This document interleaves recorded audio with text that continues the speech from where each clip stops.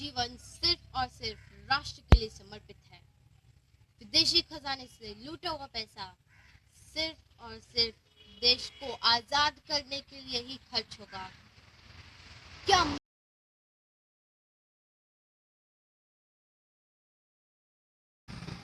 आजाद, मैं तुम्हारे गांव से आ रही हूँ। गरीबी के कारण तुम्हारे माता पिता भूख से तड़प रहे हैं। विदेशी खजाने से जो तुमने लूटा है, उसमें से जो भी पैसा है, उसमें से आने द्वाने अपने बूढ़े माता पिता को क्यों नहीं भेज देते हो?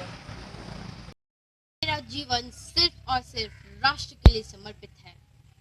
विदेशी खजाने से लूटा हुआ पैसा सिर्फ और सिर्फ देश को आजाद करने के लिए ही खर्च होगा।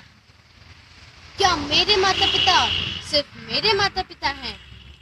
क्या उनकी चिंता देश नहीं करता? देश को आजाद कराने के इस महान कार्य में मेरे माता पिता की भूख से अगर मौत भी हो जाती है तो ये मुझे मेरे आंदोलन से अलग नहीं कर सकती। अगर मुझे लगा कि मेरे माता पिता की भूख मेरे आंदोलन में बाधक है तो उसी रात अपने गांव जाऊंगा और अपने पिस्तौल की 2 गोलियां अपने माता पिता के सीने में मार चलाऊंगा।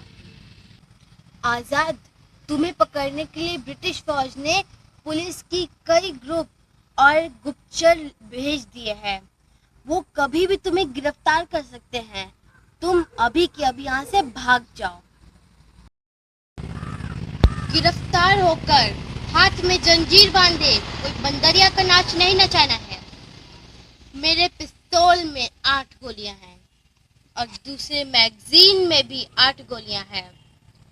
अगर ब्रिटिश हुकूमत के 15 पुलिस ऑफिसर मेरे तक पहुंच भी गए तो ये 15 गोलियां उन्हें छलनी कर देंगी और 16वीं गोली यहाँ चलेगी।